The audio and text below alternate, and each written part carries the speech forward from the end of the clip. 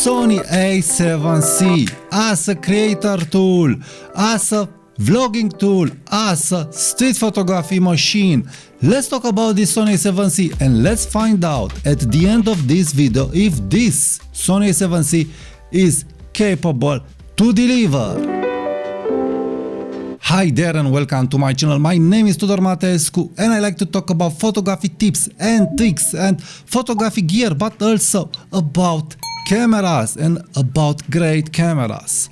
So let's get straight to the subject because it will be a very in-depth subject of Sony A7C. I've bought this Sony A7C a month ago and I am amazed how capable is this camera. I'm using multiple cameras like Sony A7R3, like Fujifilm cameras, like Lumix cameras and so on. But I feel this camera, it is perfection when you want a camera that it's able to do it all. It's a full frame camera.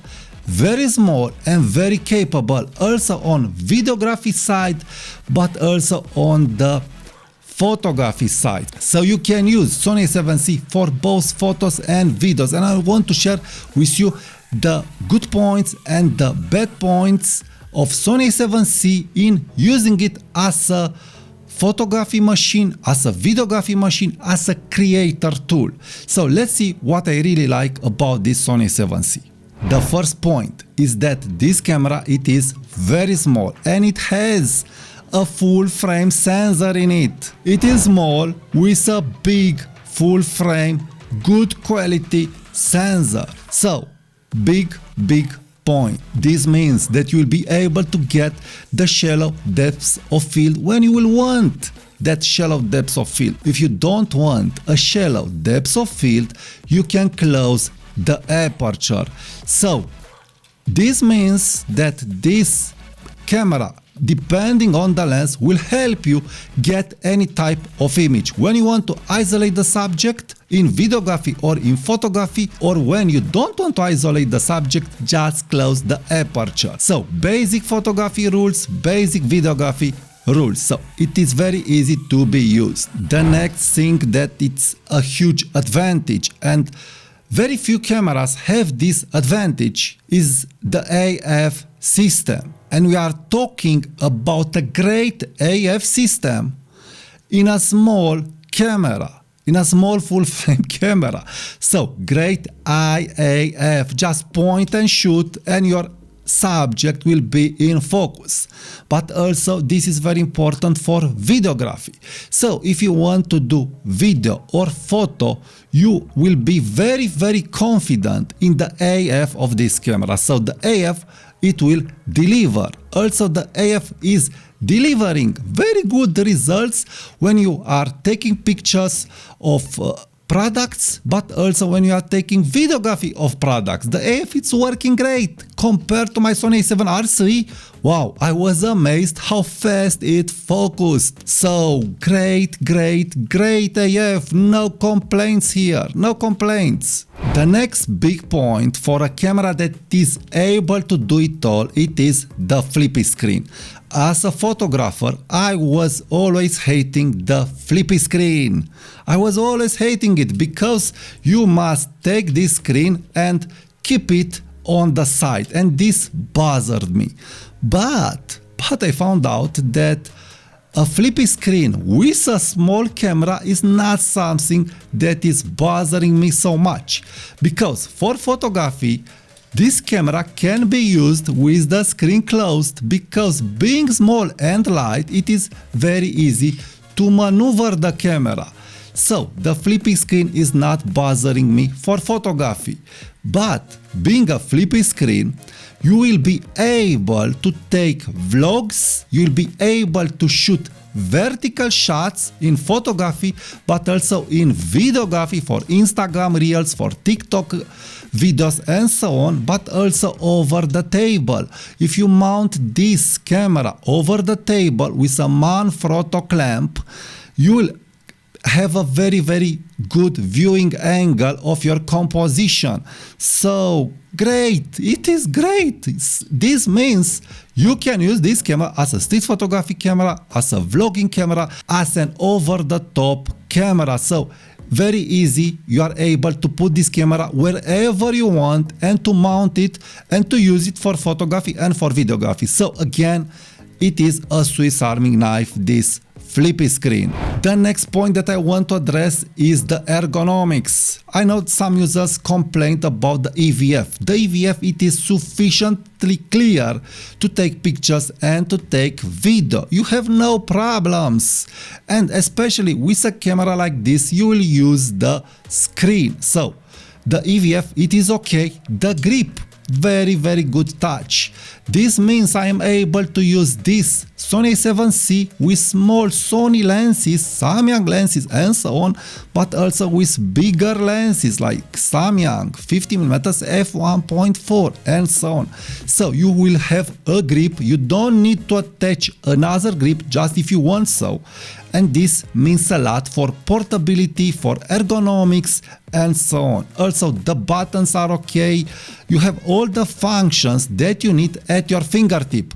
So after you've set the camera, and probably I'll do a video where I will show you how I set my camera, you'll be able to shoot it in photography but also in videography however you want. Now the next point refers to the software. The menus are okay, you have enough tutorials, written tutorials and video tutorials online, so you'll be able to find anything that you want to set on this camera in 2 minutes.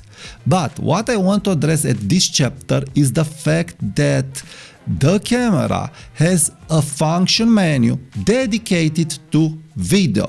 So when you will shoot in photography mode, you'll have a dedicated function menu, and for videography mode you can set another function menu, and this is very helpful.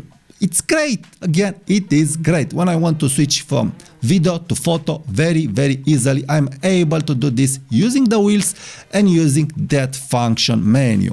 The next point that other manufacturers didn't resolve is the battery life. It is the best battery life that I have. I also have Fujifilm X-T5. Fujifilm X-T5 has a great battery life.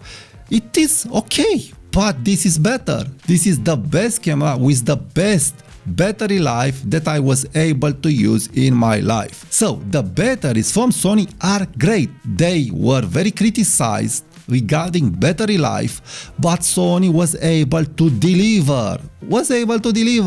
So great battery life. I'm able to use these batteries 2-3 days. I'm doing some videos, I'm doing some photos and so on. So when I have just one battery with me, with my Sony camera, I am not worried to going out and to take pictures and video for 1-2 days in a row. I really don't need to take the extra second battery. So you need 2 batteries, of course, if you are doing event photography, wedding photography, or if you want to have a backup. But the battery, it is so good that you'll have no problems in having just one battery. So great battery life. The next advantage for Sony A7C as a creator camera is that you have access to lots of Sony lenses, Samyang lenses, Tamron lenses, APS-C and full frame lenses. So if you want a video lens, you can buy APS-C cheap lenses, or you can go on the used market and buy their full frame used lenses and so on. So it is great for that. The fact that you have so many lenses and you can adapt so many vintage lenses and also dedicated lenses like TT Artisan 35mm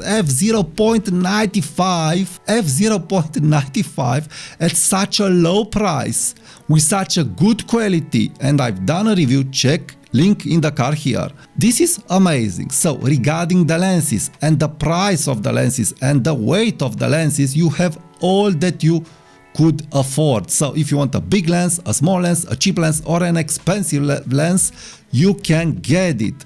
No questions asked. It is the best system out there with lots of lenses, modern lenses that can adapt directly to your Sony camera. Another thing that I really love is that on my Sony cameras, also on Sony A7RC, but also on this camera, I really had no problems and no lag when transferring files, JPEG images to my camera. The transfer, it is very, very fast. I also had Sony A7S and also the transfer of the file was fast, not like on a Fuji camera.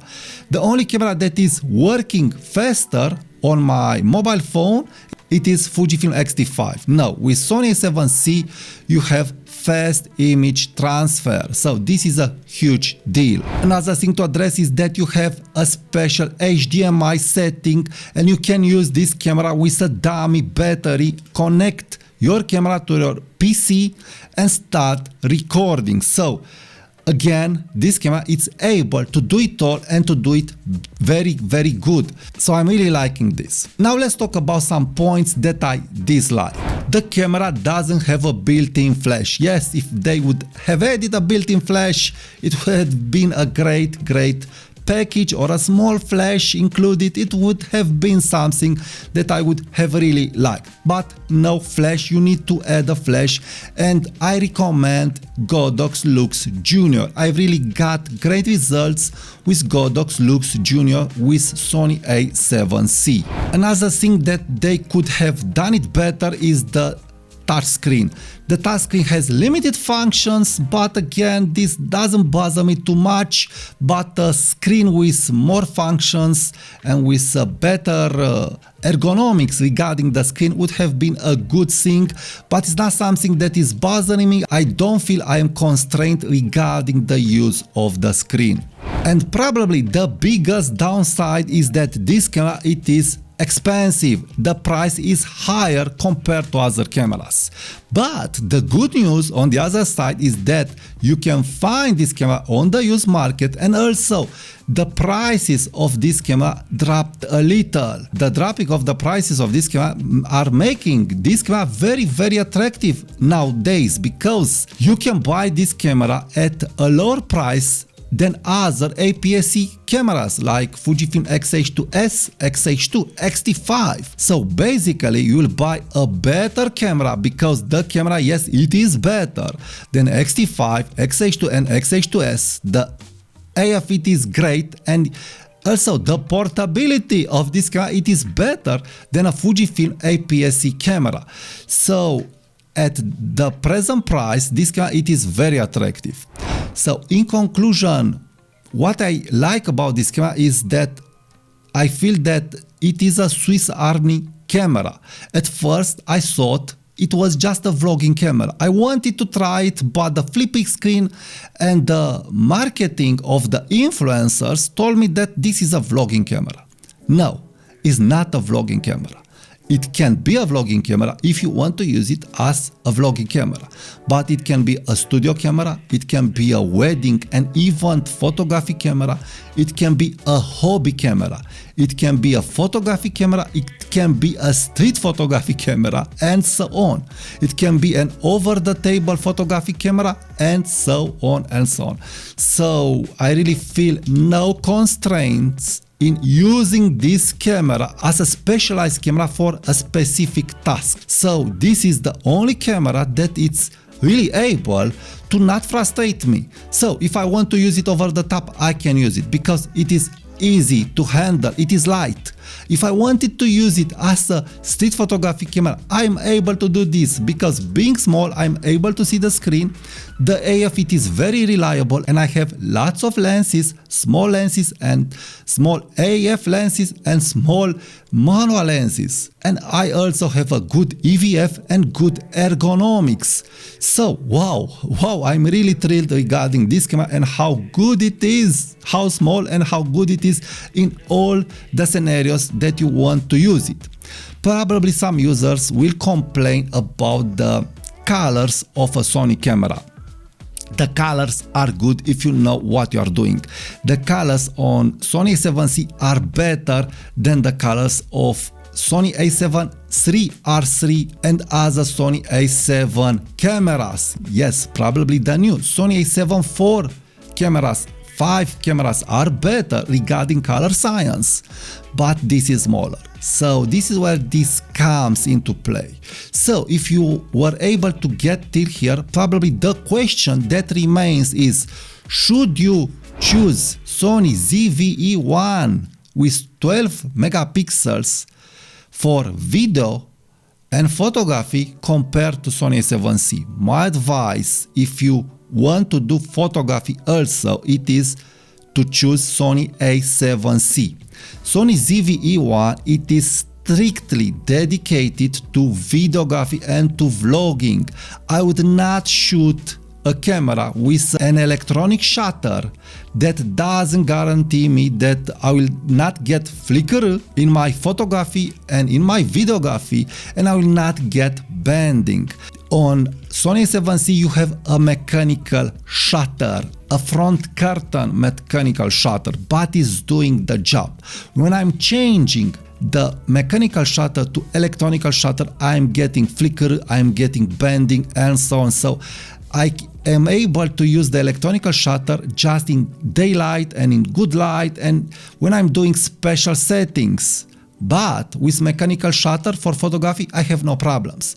Yes, I have just one tidbit complaint regarding the mechanical shutter. It is a little loud. I would have wanted the mechanical shutter not to be so loud. So regarding the mechanical shutter, my complaint is that it is a little loud for street photography, for close-up street photography. So if I want to go near someone and it's a place where it is not crowded, it is possible that the mechanical shutter will disturb the subject. But this is just a specific case and this is just a talk for a street photography dedicated video. So thank you for watching this video. Please subscribe now to my channel. Also check my affiliate links, give it a subscribe, check my e-sign, and also check all the links in the comments and in the description to see what gear I'm using and what other resources I'm recommending for photography and for videography. Thank you, leave me a comment, I will talk to you soon. Bye bye.